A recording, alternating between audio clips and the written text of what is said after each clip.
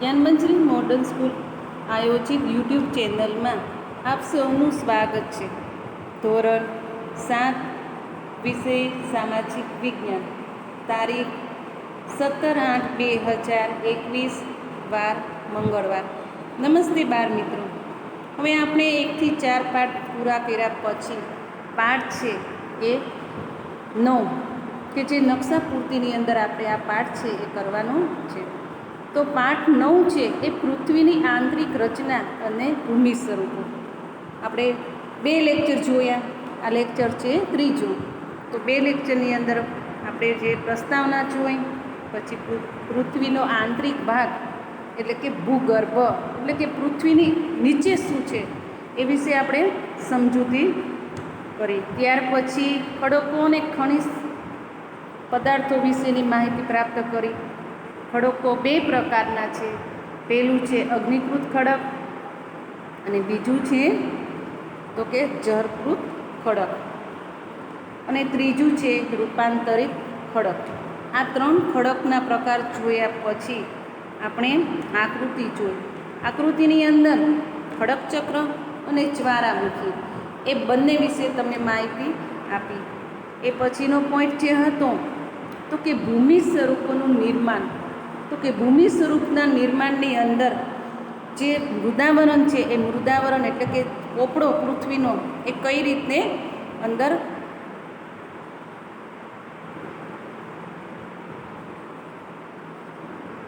મહત્ત્વ ધરાવે છે તે વિશે જોયું. ત્યાર પછી ભૂમિના સ્વરૂપો, મુખ્ય સ્વરૂપો કેટલા છે તો કે એમાં નદીનું કાર્ય આવે. નદીનું કાર્ય શું શું છે એ વિશે વાત કરી. ત્યાર પછી નાળાકાર સરોવરની રચના કઈ રીતને રચાય છે અને કઈ રીતે એની અંદર પૂરના મેદાન અને કુદરતી તટબંધ રચાય છે એની પણ આપણે વાત કરી. ત્યાર પછી પૂરના મેદાન અને તટબંધ વિશે પણ આપણે વાત કરી. હવે આવ્યું સમુદ્ર મોજાનું કાર્ય. સમુદ્ર મોજાના કાર્યની અંદર તો કે સમુદ્ર એટલે કે સાગર. આ સાગર છે, સાગરના તમે જે વાત કરો તો કે ભરતી ઓટ, 2 ભરતી અને ઓટ. આ ભરતી ઓટ જ્યારે આવે છે ત્યારે સાગરના કિનારે જે ઘસડાઈને આવે છે માટી જેને કહેવાય છે, એટલે કે આ ઘસારણ છે એના કિનારાના સ્વરૂપો કેવા હોય છે એ વિશે આપણે અહીંયા વાત કરવાની છે. તો કે સમુદ્ર મોજાના ઘસારણ અને નિરપેક્ષ કિનારાના ભૂમિ સ્વરૂપો બનાવે છે. ભૂમિ સ્વરૂપો જો જમીન, તો સમુદ્રના મોજા છે એ સતત ખડકો સાથે ટકરાય છે. તો તમે ને મેં આપણે બધાએ સાગર તો જોયા જ છે, બરાબર. તો સાગરના બધા કિનારા ઉપર કંઈક જમીન નથી દેખાતી આપણને. ક્યાંક છે સાગર એવો હોય છે કિનારાવાળો, તો કે ખડકોવાળો હોય છે, પર્વતવાળો દેખાય છે. તો આ બધા છે એ મોજા છે, એ મોટા મોટા મોજા છે એ કોની સાથે ટકરાય છે? ખડકો સાથે. ત્યારે આ જે ખડકો છે એની સાથે વારંવાર ટકરાય છે ત્યારે એની શું બને છે? તિરાડો પડે છે. અને આ તિરાડો છે એ સમય જતાં મોટી અને પહોળી બની જાય છે. કેવી બને છે? એટલે બંને વચ્ચે જગ્યા એટલે કે ફાટી જાય છે. આવી રીતે સમુદ્રી ગુફા આને કહેવામાં આવે છે. જ્યારે આ વારંવાર મોજા સમુદ્રમાં આવે છે અને આ જ મોજા છે એ કોની સાથે ટકરાય છે? તો કે પથ્થરો સાથે. તો આ પથ્થરો સાથે જ્યારે ટકરાય છે અને જ્યારે આ ટકરાય છે ત્યારે આ વસ્તુને શું કહેવાય છે? સમુદ્રી ગુફા. તો આ ગુફા છે એ ગુફાને આપણે શું કહેશું? સમુદ્રી ગુફા. તમને એક પ્રશ્નમાં પૂછવામાં આવે કે સમુદ્રી ગુફા કોને કહેવામાં આવે છે, તો અહીંયા તમારે જવાબમાં લખવાનું છે. આ 2 લીટી આગલી છે એ આગલી બંને લીટી મેં તમને સમજાવી. એ બંને લીટીના આખો જવાબ અહીંયા તમને આપેલો છે. આ ગુફાઓના મોટા થતા જવાથી માત્ર છત જ રહે છે, જેનાથી તટીય કમીન બને છે અને સતત ઘસારણ છતને પણ તોડી નાખે છે. ઘસારણ તો કે ઘસારણ શેનું હોય છે? તો તમે સમજો, વારંવાર મોજા આવે છે અને આ એટલો બધા જોરદાર મોજા આવતા હોય છે તો કે પથ્થરને અમુક સમય જાય ને ત્યારે પથ્થરને છે એ પોચા બનાવી દે છે. અને પથ્થર જે છે એ પોચા બને છે ત્યારે આપોઆપ પથ્થર છે એ કોતરણી થવા લાગે છે. આમાં દિવાલો ફક્ત દિવાલો જ રહે છે અને દિવાલ જેવા આ ભૂ સ્વરૂપને સ્ટેક કહે છે. શું કહે છે? સ્ટેક. આપણે આને શું કહેશું? ભૂમિ સ્વરૂપને સ્ટેક કહે છે. આમ સમુદ્ર જળની ઉપર લગભગ ઉદ્ધ્વસ થયેલ ઊંચા ખડકાળ કિનારાઓને સમુદ્રમાન કહેવામાં આવે છે. આવી રીતે સમુદ્ર મોજાઓ છે એ કિનારા પર નિરપેક્ષ જમા કરી સમુદ્ર પુલિનનું નિર્માણ કરે છે. આ જોયું એ આપણે શું જોયું? સમુદ્ર મોજાનું કાર્ય જોયું. તો કે ભરતી ઓટ આવે અને ત્યારે જે પ્રક્રિયા થાય છે એ વિશે. હવે બીજું કાર્ય શું છે? તો કે હિમ નદીનું કાર્ય. હિમ નદી, હિમ તો કે બાષ્પીભવન સ્વરૂપે જે હિમ હવાની અંદર કે વાદળોની અંદર આજુબાજુ જે હિમ થાય છે અને એ હિમ છે એ નદીઓની અંદર જ્યારે પીગળીને નદીઓની અંદર વહે છે ત્યારે એ કાર્ય આપણે શું થાય છે એના વિશે વાત કરીએ. તો કે હિમ નદી હિમાચ્છાદિત પર્વતીય ક્ષેત્રોમાં બરફની નદીઓ બને છે. હવે તમને ખબર જ છે કે આપણે 4 દિશાઓમાંથી એક જ એવી દિશા છે કે ત્યાં આ હિમ નદીઓ જોવા મળે છે. તો એ દિશા છે કઈ? ઉત્તર પ્રદેશ. ઉત્તર પ્રદેશની અંદર તમે જોશો એટલે કે આખું ઉત્તરાખંડની અંદર આ તમે જુઓ તો કે ઉત્તરની દિશા જુઓ તો કે ત્યાં હિમાલય આવેલું છે અને આ હિમાલયની લીધે આજુબાજુ જેટલી નદીઓ ત્યાં પસાર થાય છે એ બધી જ નદીઓની અંદર હિમ નદી તરીકે આપણે એને ઓળખીએ છીએ. અને આ હિમ નદીઓ છે એમાં બરફનું પ્રમાણ વધારે જોવા મળે છે. જ્યારે શિયાળો આવે છે ત્યારે આ બધી જ નદીઓની અંદર અતિશય ઠંડીને લીધે ત્યાં આ બધી જ નદીઓમાં બરફ છવાઈ જાય છે અને જ્યારે આ બરફ છવાય છે ત્યારે આ નદીઓને શું કહેવામાં આવે છે? બરફની નદીઓ એવું નામ આપ્યું છે. તો આ હિમ નદીઓ છે એ ખડકોથી ગોળાત્મક માટી અને પથ્થરોનું ઘસારણ કરી વિશિષ્ટ કે ગોળાત્મક ભૂદસ્યુનું નિર્માણ કરે છે. આવી રીતે હિમ નદી ઘસારણ દ્વારા યુ આકારની ખીણ બનાવે છે. તમને પ્રશ્ન પૂછવામાં આવે કે હિમ નદી કયા આકારની હિમ નદી છે એ હિમ નદી કેવા આકારનું નિર્માણ કરે છે? તો હિમ નદી છે એ કેવા આકારનું નિર્માણ કરે છે? તો કે યુ આકારનું.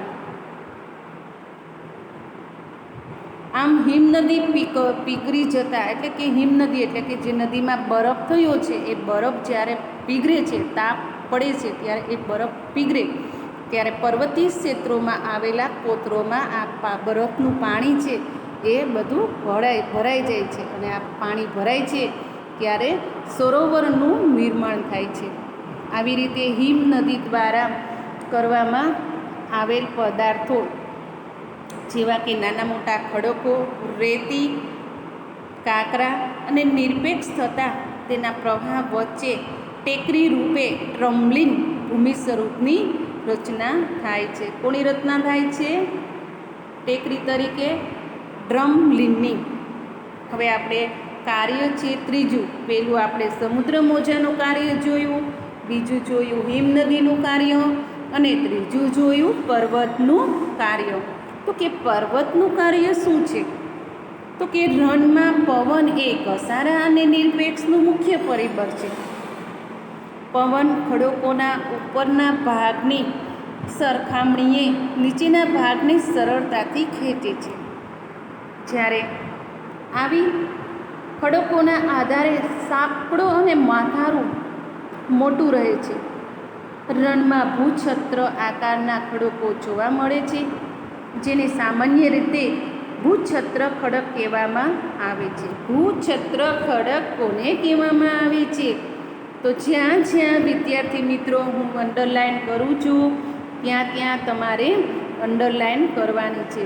તો તમે અહીંયા જુઓ, તમારા પાઠ્યપુસ્તક લઈને તમામ વિદ્યાર્થી પાઠ્યપુસ્તકની સાથે પેન્સિલ એક રાખે અને પેન્સિલ જ્યાં જ્યાં હું અંડરલાઇન કરું છું ત્યાં તમે વીડિયા સાથે અંડરલાઇન કરતા જજો. તો આ ભૂછત્ર ખડક તેને કહેવામાં આવે છે. જેવી રીતે પવનની ગતિથી પોતાની સાથે રેતને એક સ્થળેથી બીજી સ્થળે પહોંચાડવામાં આવે ત્યારે પવનની ગતિ અટકી જાય છે. કેવી થાય છે? અટકી જાય છે. અને ત્યારે તે રેતી જમીન પર પથરાઈને નાની ટેકરી બને છે. તેના ઢૂવા એટલે કે બારખંડ કહે છે. શું કહે છે? બારખંડ. જ્યારે રાજસ્થાનના રણમાં આ પ્રકારના ડુવા જોવા મળે છે. ડુવા કોને કહેવાય? તેનું એક ઉદાહરણ આપો. તો કે ડુવા એટલે કે બારખંડ, અને બારખંડ એટલે એનું ઉદાહરણ તરીકે કોણ? તો કે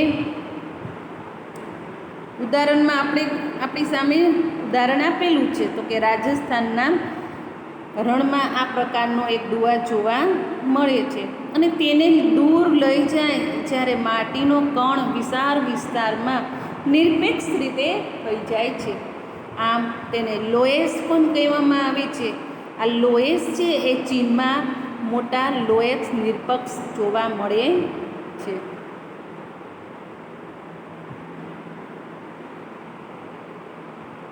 હવે આ રેતીના ડુવા તમે આકૃતિ જુઓ, તમને આપેલી જ છે. અહીંયા રેતીના ડુવા બેસીને, બરાબર, અંદર તમે જોઈ શકો છો કે રેતીના ડુવાની આકૃતિ કેવી રીતના બને. અને એનું જે આપણે 3 કાર્ય જોયા ને, 3 કાર્ય કોણ કોણ હતું? તો કે પહેલું કાર્ય હતું તો કે મુખ્ય ભૂમિ સ્વરૂપો કોણે કહેવાય? બરાબર, આપણે પ્રશ્ન એવો પૂછાય કે મુખ્ય ભૂમિ સ્વરૂપો કોણે કહેવાય, તેના કાર્ય ક્યાં ક્યાં છે? તો મુખ્ય ભૂમિ સ્વરૂપો છે તેનું આપણે પહેલાં લખવાનું કે ભૂમિ સ્વરૂપો કોણે કહેવાય, કેવી રીતે તે ઉદ્ભવે છે એ વિશે લખવાનું. પછી છે એનું કાર્ય, તો કે નદીનું કાર્ય, બીજું છે સમુદ્ર મોજાનું કાર્ય, ત્રીજું છે હિમનદીનું કાર્ય, અને ચોથું છે પવનનું કાર્ય. આ ચારેય કાર્ય વિશે આપણે 5-5, 6-6 વાક્ય લખવાના. અને પછી જે પ્રશ્ન પૂરો કરવાનો. તો કે પ્રશ્ન તમને 5 માર્ક્સમાં ટૂંકનોંધમાંય પૂછાઈ શકે, યા 3 માર્ક્સમાંય પૂછાઈ શકે. હવે આપણે જોઈએ સ્વાધ્યાય. દરેક વિદ્યાર્થી મિત્રને આ પાઠ છે એ સારો સમજાઈ ગયો હશે. હવે સ્વાધ્યાયમાં જુઓ, દરેક વિદ્યાર્થી પોતે હું જે બોલું છું એ પ્રમાણે જવાબની સાથે સાથે ટીક કરતા જાય. પહેલો પ્રશ્ન છે યોગ્ય જોડકા જોડો. પહેલો પ્રશ્ન કયો છે? યોગ્ય જોડકા જોડો.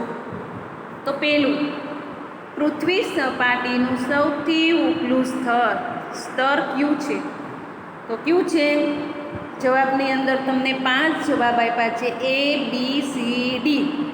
તો ઉપલું સ્તર છે ઈ, શિયાળ. કયું છે? શિયાળ. અહીંયા શિયાળ, બરાબર, અહીંયા પેલું. હવે બીજું, રૂપાંતરિત ખડક. તો એનો જવાબ છે સી. કયો આવશે? સી. બીજું, નદીનું કાર્ય. ત્રીજું, તો એનો જવાબ છે પૂરના મેદાન. કયું છે? તો કે પૂરના મેદાન. ચોથું છે પવનનું કાર્ય. તો પવનનું કાર્યમાં કોણ આવશે? રેતીના ડુવા. અને પાંચમું છે હિમનદીનું ઘસારાત્મક સ્વરૂપ. તો કેવું છે? ગોળાશ્મી. કયું છે? ગોળાશ્મી. ચલો, બધા મિત્રોને યોગ્ય જોડકા થઈ ગયા હશે, બરાબર. હવે પ્રશ્ન નંબર 1B. કયો આવ્યો? 1B, ખાલી જગ્યા પૂરો. પેલું, પૃથ્વીનું સૌથી આંતરિક સ્તર ખાલી જગ્યા નામે ઓળખાય છે. તો કયું છે? ભૂગર્ભ. કયું આવશે? ભૂગર્ભ. ભૂગર્ભ, બરોબર. પછી બીજું, અનાજ પીસવા માટે ખાલી જગ્યા પથ્થરનો ઉપયોગ થાય છે. તો કયા પથ્થરનો ઉપયોગ થાય છે? ગ્રેનાઇટ. જવાબમાં શું આવશે? ગ્રેનાઇટ. હવે ત્રીજું, ભૂકવચની નીચે જે સ્થાને કંપનીની શરૂઆત થાય છે તેને ખાલી જગ્યા કહે છે. ઉદ્ગમ સ્થાન. શું કહે છે? ઉદ્ગમ સ્થાન. હવે ચોથું, તો કે ચોથું શું છે? સમુદ્ર મોજાના ઘસારણથી દિવાલ પર જેવા રચાતા ભૂ સ્વરૂપને ખાલી જગ્યા નામે ઓળખાય છે. તો એ શું છે? સ્ટેક. સ્ટેક શું છે? સ્ટેક. પછી પાંચમું, પવનની ગતિ ઘટતા માટીના કણ જમીન પર પથરાય તેને ખાલી જગ્યા કહે છે. તો શું કહે છે? ઢુવા. આપણે વાત કરીને આપણે ચોથા પત્રની અંદર, તો કે પવનનું કાર્ય, તો એને આપણે શું કીધું?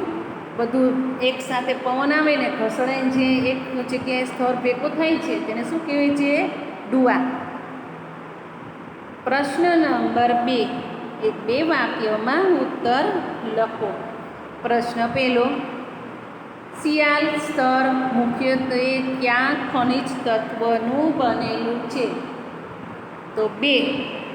પહેલું છે સિલિકા, બીજું છે એલ્યુમિના. કયું છે? એલ્યુમિના. પ્રશ્ન નંબર 2, ખડકોના મુખ્ય 3 પ્રકારો જણાવો. આપણે વાત કરી હતી ને કે ખડકોના મુખ્ય 3 પ્રકાર છે: અગ્નિકૃત ખડક, જળકૃત ખડક અને રૂપાંતરિત ખડક. પ્રશ્ન નંબર 3, આંતરિક અગ્નિકૃત ખડક એટલે શું? તો એ છે પ્રશ્ન તમારે પૂરા વાક્યમાં લખવાનું છે. એનો જવાબ તમને આગળ અંડરલાઈન મેં કરાવેલી જ છે, બરાબર. પછી ચોથો, આંતરિક બળ એટલે શું? એની અંદર મેં પણ અંડરલાઈન કરાવેલી છે. પાંચમો, જળપ્રપાત કોને કહે છે? જળપ્રપાત કોને કહે છે? તો આપણે હમણાં વાત કરીને સમુદ્રમાં જે ફકરો હતો એમાં એ જવાબ આપેલો છે. પ્રશ્ન નંબર 3, ટૂંકનોંધ લખો. તો કે ટૂંકનોંધની અંદર પહેલી છે શિયાળ અને સીમા, બીજી પવનનું કાર્ય દ્રષ્ટાંત સમજાવો, ને ત્રીજું છે રૂપાંતરિત ખડક સદ્રષ્ટાંત સમજાવો. આ ત્રણેય ટૂંકનોંધ છે તમારે પાકી બુકની અંદર સારા અક્ષરે લખવાની છે. પ્રશ્ન નંબર 4, નીચેના પ્રશ્નોના ઉત્તર આપો. આ બધા પ્રશ્નો 5 થી 6 વાક્યમાં લખવાના છે. તો પહેલું, પૃથ્વીની આંતરિક રચના આકૃતિ સહિત સમજાવવાની છે. જો પૃથ્વીની આંતરિક રચના તમે આગળ જોશો તો આખી રચના તમને આપેલી છે, અને આખી રચના એ તમારે દોરીને, આકૃતિ દોરીને અને એક પછી એક અંદર બધી સમજૂતી આપવાની છે. પછી ખડકોના પ્રકાર ઉદાહરણ આપી સમજાવો. તો 3 ખડકો છે. આપણે પહેલાં તો ખડકો એટલે શું એ લખવાનું. પછી 3 ખડકોના 3 પ્રકાર છે. એ 3 પ્રકારની મેં આપણે વાત કરી હતી ને, એ 3 પ્રકાર તો કે ક્યાં ક્યાં છે? અગ્નિકૃત ખડક, જળકૃત ખડક અને રૂપાંતરિત ખડક. એ 3 વિશે તમારે સમજૂતી આપવાની છે. પ્રશ્ન નંબર 3, નદી અથવા હિમ નદીનું ભૂમિ સ્વરૂપ સમજાવો. તો નદીનું એ વાત કરીને કે નદી શું છે, તો આપણે 4 કાર્ય છે. 4 કાર્યમાંથી આપણે નદીનું કાર્ય છે, એ નદીનું કાર્ય વિશે આખું આપણે માહિતી આપવાની છે. 4 કાર્યની માહિતી આપવાની નથી. તો નદીનું છે પૂરના મેદાન અને તટબંધ એ બધું લખીને પછી એ વિશે, અને નાળાકાર સરોવરની રચના, આ 2 આકૃતિ દોરીને અને નદી વિશે તમારે માહિતી આપવાની છે. સાથે સાથે હિમ નદીનું ભૂમિ સ્વરૂપે પણ સમજાવવાનું છે. તો ત્યાં હિમ નદીનું કાર્ય તમે જુઓ, એ સ્વરૂપ જ છે, બરાબર. તો કાર્ય તમને 8 થી 10 લીટી તમને આપેલી છે. અહીંયા આપણો આ પાઠ છે 9મો પાઠ, એ અહીંયા પૂર્ણ થાય છે. દરેક વિદ્યાર્થીએ પાકી બુકની અંદર પાઠ 9 છે એનું સ્વાધ્યાય છે એ સારા અક્ષરે પૂરેપૂરું લખવાનું છે. જ્યાં જ્યાં તમને આકૃતિ માંગી છે ત્યાં આકૃતિ સરસ દોરીને વિગતવાર બધું લખવાનું છે. એક કંઈક પ્રશ્ન અથવા ટૂંકનોંધ તમારે કોઈ છોડવાની નથી. જેટલું સ્વાધ્યાયમાં આવ્યું છે એટલું બધું જ સ્વાધ્યાયની અંદર પાકી બુકમાં લખવાનું છે. 1 થી 4 પાઠ અને પાઠ છે 9 એ બધાએ કમ્પ્લેટ પાકી બુકની અંદર લખી તૈયાર કરવાના છે. હવે પછીના લેક્ચરમાં આપણે આવશું ત્યારે પાઠ આવશે 10. પાઠ કયો આવશે? 10. બરાબર. પાઠ અહીંયા પાઠનું નામે આપ્યું છે તો કે પર્યાવરણના ઘટકો અને આંતર સંબંધો. તો તમને પર્યાવરણના ઘટકો તો તમે આપણે છઠ્ઠામાં તો શીખી જ ગયા છો ને કે પર્યાવરણના ઘટકો કોણ છે? તો બધાયને ખબર છે કે 4 ઘટકો છે. બરાબર. અને એના આંતર સંબંધો તો કે આ 4 ઘટકો એકબીજા સાથે કેવી રીતે જોડાયેલા છે એ વિશે વાત કરવાની છે. અહીંયા આપણો સમય છે એ મર્યાદિત હોવાથી અહીંયા લેક્ચર આપણે પૂર્ણ કરીએ છીએ. અસ્તુ.